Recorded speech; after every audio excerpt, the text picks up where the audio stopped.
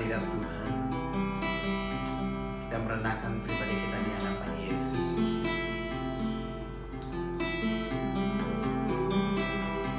Terima kasih Tuhan. Terima kasih atas kebaikan-Mu dalam hidup kami Bapa. Haleluya.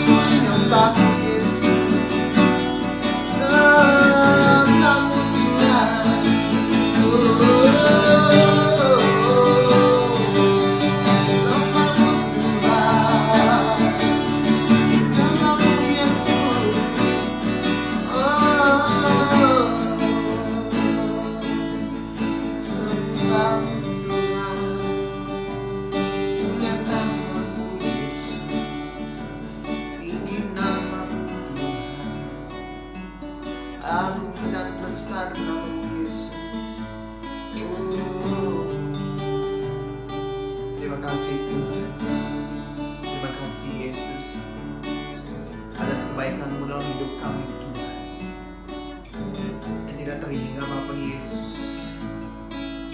Haleluya. Sebentar kami akan mendengarkan firman-Mu Tuhan. Biar Engkau yang mengurapi hamba-Mu Tuhan Yesus.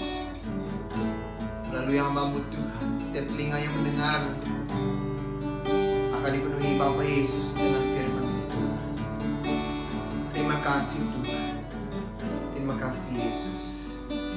Yang doakan Bapa, di pujian dan penyembahan kami Bapa, hanya kami naikkan di dalam nama Tuhan Yesus. Semua kita yang percaya katakan amin. Salam, selamat malam saya ucapkan kepada jemaat yang mengikuti ibadah doa kita lewat siaran kita pada malam ini. Kita bersyukur kepada Tuhan oleh karena kemurahan Tuhan memungkinkan kita sekali lagi bertemu pada malam ini. Jadi malam ini sebelum kita berdoa bersama-sama, saya membawa kita membaca dari Injil Yohanes. Kita melihat dalam Injil Yohanes pasal 8. Yohanes pasal 8 ayat yang ke-12 sampai ayat yang ke-14. Begini bunyi firman Tuhan. Tulis besar di atas ialah Yesus adalah terang dunia. Maka Yesus berkata pula kepada orang banyak, katanya, akulah terang dunia. Barang siapa mengikut aku, ia tidak akan berjalan dalam kegelapan, melainkan ia akan mempunyai terang hidup. Kata orang-orang Farisi kepadanya, engkau bersaksi tentang dirimu, kesaksianmu tidak benar. Jawab Yesus kepada mereka, katanya, biarpun aku bersaksi tentang diriku sendiri, namun kesaksianku itu benar, sebab aku tahu dari mana aku datang dan kemana aku pergi. Tetapi kamu tidak tahu dari mana aku datang dan kemana aku pergi. Nah, kita ulang lagi ayat yang ke-12. Maka Yesus berkata pula kepada orang banyak, katanya, akulah terang dunia. Barang siapa mengikut aku, ia tidak akan berjalan dalam kegelapan, melainkan ia akan mempunyai terang hidup. Jadi dari teks yang kita telah baca, kita mengambil garis besar sebagai pokok renungan kita pada malam ini, yaitu Yesus adalah terang dunia. Nah, dua hal terjadi bila kita mengikut Tuhan Yesus sebagai terang dunia.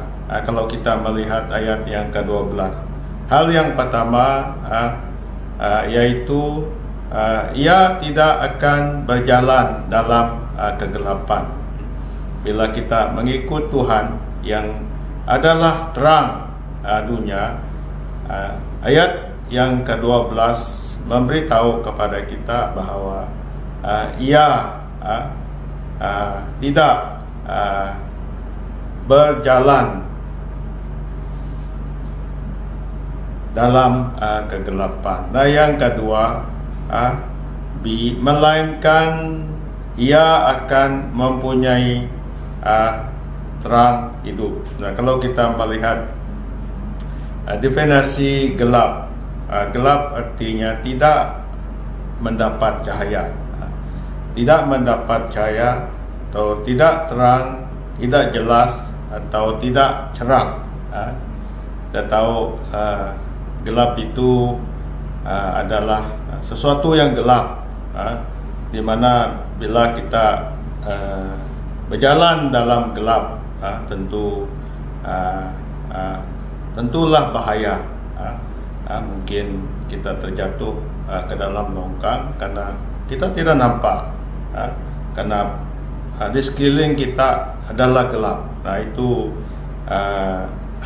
tentang gelap. Nah, kalau kita melihat dalam Alkitab, ada beberapa ayat firman Tuhan yang menyatakan, yang menggambarkan tentang gelap. Nah, yang pertama kita melihat gelap itu menggambarkan atau melambangkan orang yang tidak percaya. Kalau kita melihat dalam 2 Korintus 4 ayat yang ke-14, kalau kita lihat, yaitu orang-orang yang tidak percaya, yang pikirannya telah dibutakan oleh ilah zaman ini, sehingga mereka tidak melihat cahaya Injil tentang kemuliaan Allah yang adalah gambaran Allah. Nah, kita melihat dia tidak percaya karena pikiran telah dibutakan. Dibuta maksudnya pikiran mereka gelap. Pikiran mereka gelap sehingga menyebabkan mereka tidak boleh melihat cahaya Injil. Itu gambaran orang-orang tidak percaya karena ilah zaman ini yang membutakan pikiran mereka. Mereka tidak melihat cahaya Injil. Itu yang pertama. Yang kedua, menggambarkan perbuatan yang jahat. Kegelapan itu adalah menggambarkan perbuatan yang jahat, seperti rasuah. Kita melihat itu perbuatan yang jahat dan sebagainya.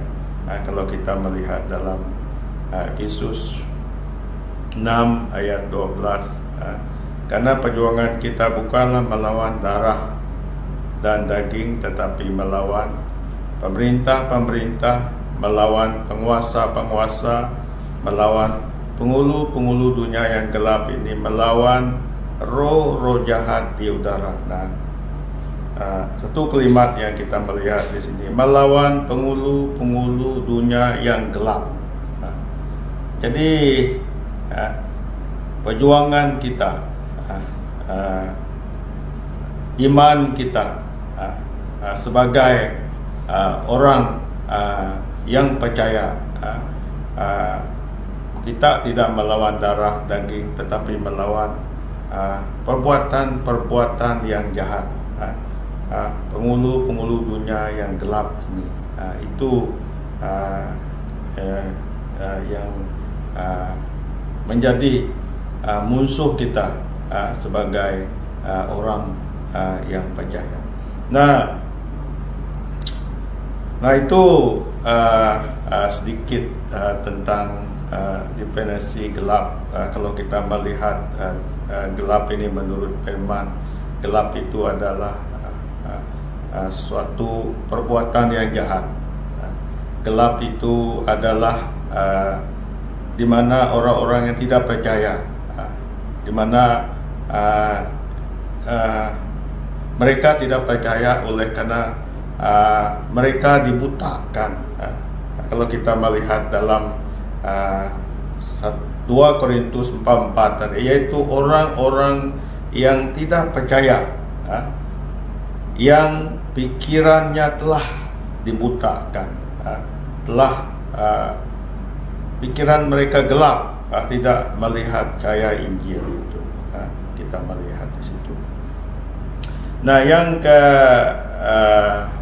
yang terusnya yang kedua, yang terjadi bila kita mengikut Yesus sebagai Tuhan dan Juru Selamat, yaitu kita akan mempunyai terang hidup. Nah, ini yang kita melihat. Orang yang mengikuti Yesus itu ia tidak berjalan dalam kegelapan, tetapi ia mempunyai terang hidup. Ini yang kita melihat. Kalau kita melihat dalam coba kita melihat dalam Matius pasal 5, coba kita lihat dalam Injil Matius pasal 5, saya baca.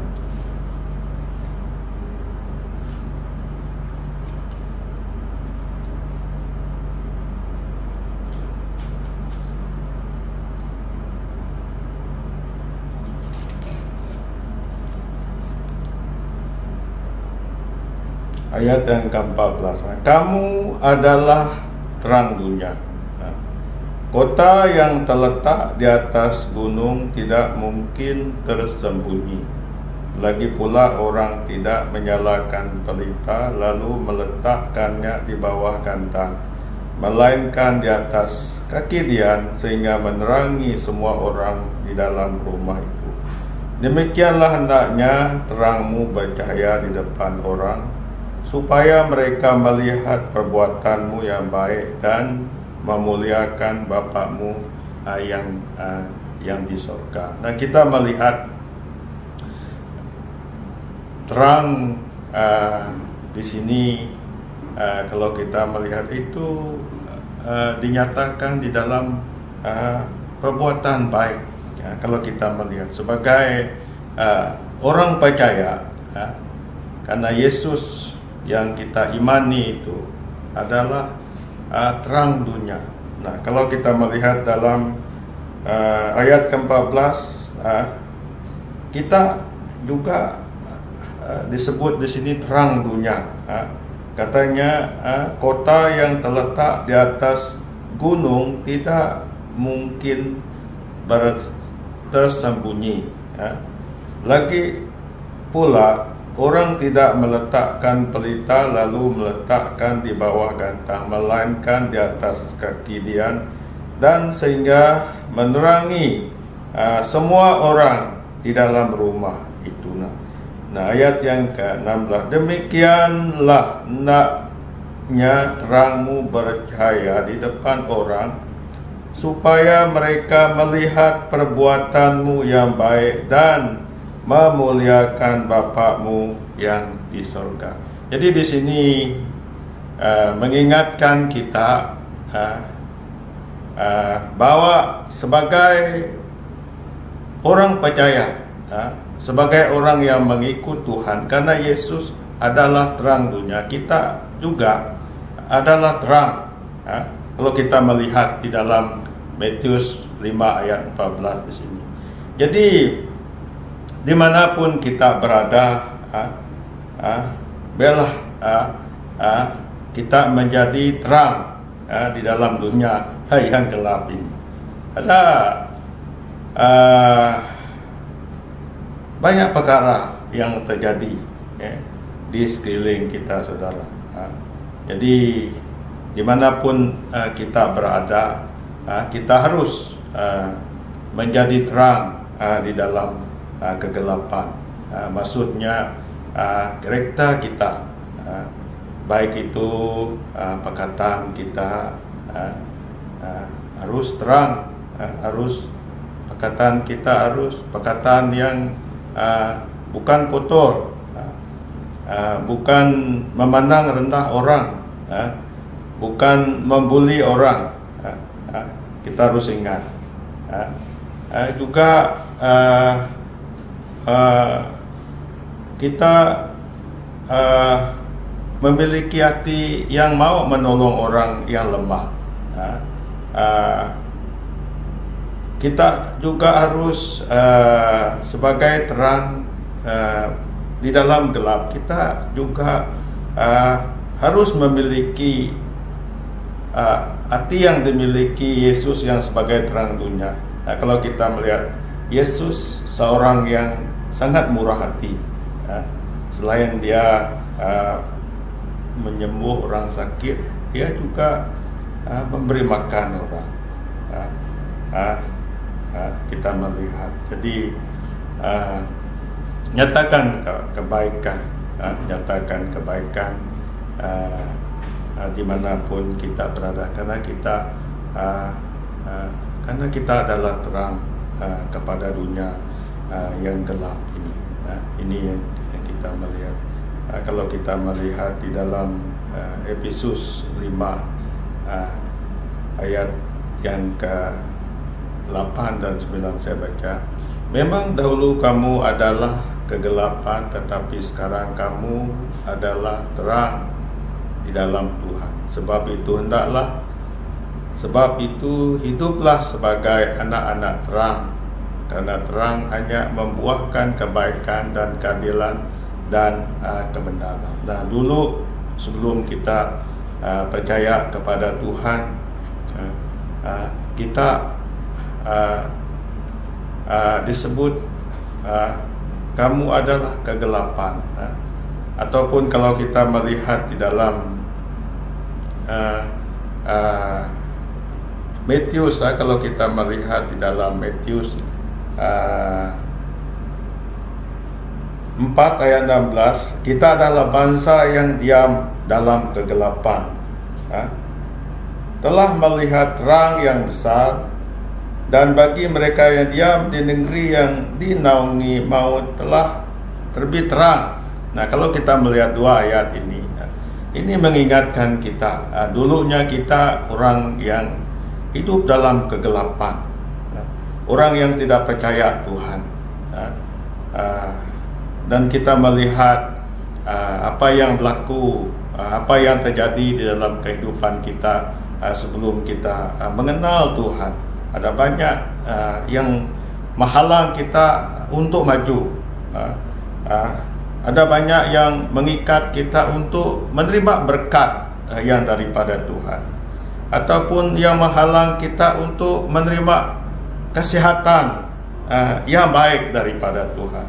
Dulu sebelum kita percaya, kita sakit macam-macam penyakit yang kita hadapi, tetapi setelah percaya, Tuhan sembuh, Tuhan pulihkan kita oleh karena kuasa kegelapan, oleh karena kita tidak di dalam naungan maut ataupun hidup di dalam kegelapan. Jadi ayat yang ke-12 ini mengingatkan kita dalam renungan singkat kita pada malam ini, bahwa Yesus adalah terang dunia. Jadi kita yang mengikut Tuhan, kita tidak berjalan dalam kegelapan, melainkan kita mempunyai terang hidup. Kalau kita melihat dalam Matius 5 ayat 14, jelas mengingatkan kita, kamu adalah terang dunia. Jadi di mana kita berada, kita harus menjadi terang, karena Tuhan Yesus telah memulihkan hidup kita, memulihkan hati kita, memulihkan pikiran kita, segala aspek kehidupan kita telah dipulih, kita menjadi terang. Jadi di sini renungan firman Tuhan. Malam ini kita mau berdoa, kita terus serahkan bagi negara kita. Kita masih ingat COVID-19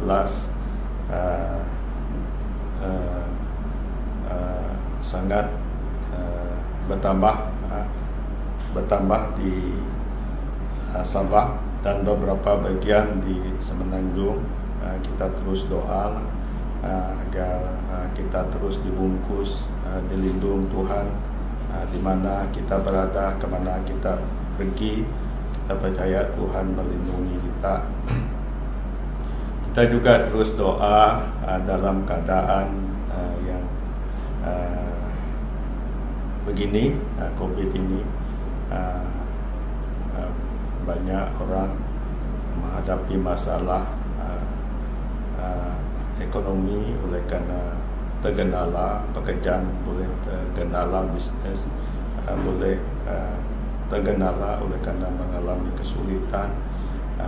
Kita doa agar Tuhan campur tangan. Kita percaya firman Tuhan berkata, di mana tiada jalan, Tuhan membuat jalan. Tuhan bisa membuat jalan di padang gurun. Kalau kita melihat ada duga Tuhan bisa melakukan mukjizat. Kita melihat di tempat-tempat yang sukar, di tempat-tempat yang sulit, di situ kita boleh melihat mukjizat. Secara manusia tidak melihat bahwa ada mukjizat berlaku dalam penjara. Tetapi kalau kita melihat firman Tuhan, di tempat yang begitu juga Tuhan menyatakan bisa untuk kemuliaan bagi nama Tuhan. Mari kita berdoa. Saya pimpin kita dalam doa. Bapa surgawi, Bapa yang kami tinggikan dalam Tuhan kami Yesus Kristus, Allah kami yang hidup, kami bersyukur, kami berterima kasih kepada Tuhan oleh karena kebaikan Tuhan yang telah menyelamatkan hidup kami. Yang dahulunya kami hidup di dalam kegelapan, kami tinggal di dalam naungan maut oleh karena tidak percaya. Tetapi belas kasihan Tuhan menyelamatkan kami di atas kayu salib. Kami ditebus, kami tinggal dalam terang-Mu yang ajaib. Bapa surgawi, pada malam ini kami terus doa untuk negara kami Malaysia, untuk negeri-negeri yang ada di Malaysia yang masih penyakit COVID-19 aktif Tuhan. Kami mohon agar dimanapun semua kami berada, Tuhan bungkus, Tuhan lindung kami dengan darah-Mu. Kami terus doa untuk pihak-pihak yang membenteras, menular penyakit COVID ini, baik para doktor, para nurse, bomba dan sebagainya. Tuhan bungkus, Tuhan lindung mereka dengan kuasa darah-Mu. Jauhkan dari rasa takut, rasa khawatir. Engkau kuatkan iman mereka yang bertugas. Bapa, pada malam ini kami terus doa untuk seluruh jemaat komuniti Lutung ke dalam tangan-Mu. Kami mohon ya Tuhan agar kami terus disatukan dalam kasih Tuhan. Kami doa agar kami terus menjadi terang Tuhan dimanapun kami berada. Biarlah kami menjadi terang di tengah-tengah dunia yang gelap ini, lewat perbuatan kami, perkataan kami, kemurahan hati kami.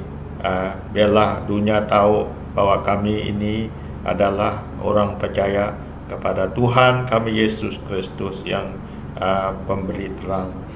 Bapa, pada malam ini kami juga doa untuk jemaat yang sakit dimanapun letak bagian penyakit mereka, baik tekanan darah tinggi, baik yang sakit diabetik Tuhan, yang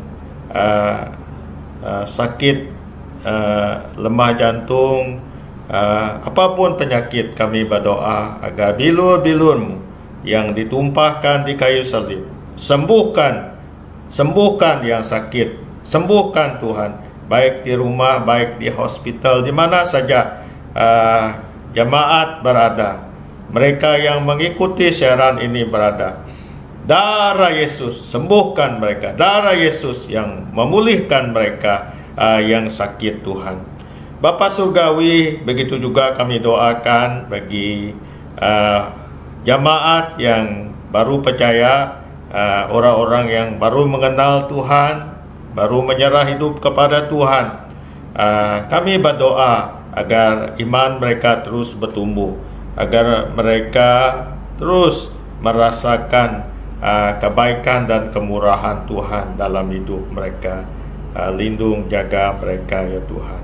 Kami juga terus doa untuk program-program kami sepanjang minggu ini, baik ibadah doa, baik ibadah home sale, ibadah raya Ahad, ibadah youth. Kami serah, kami angkat kepada Tuhan.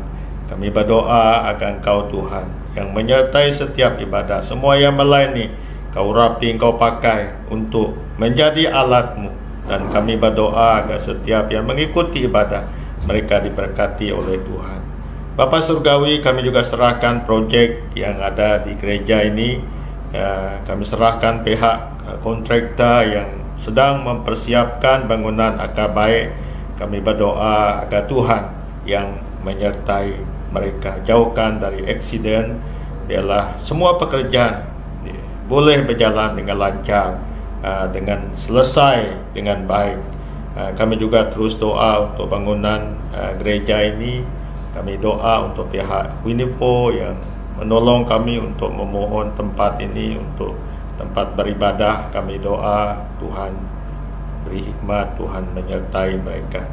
Kami percaya Tuhan akan memberikan tempat ini untuk umat-Mu menyembah, memuji nama Tuhan. Terima kasih ya Tuhan. Kami serahkan semua permohonan doa kami dalam nama Tuhan kami Yesus Kristus. Kami telah berdoa dan bersyukur. Amin. Ibadah kita sampai di sini. Tuhan memberkati kita semua.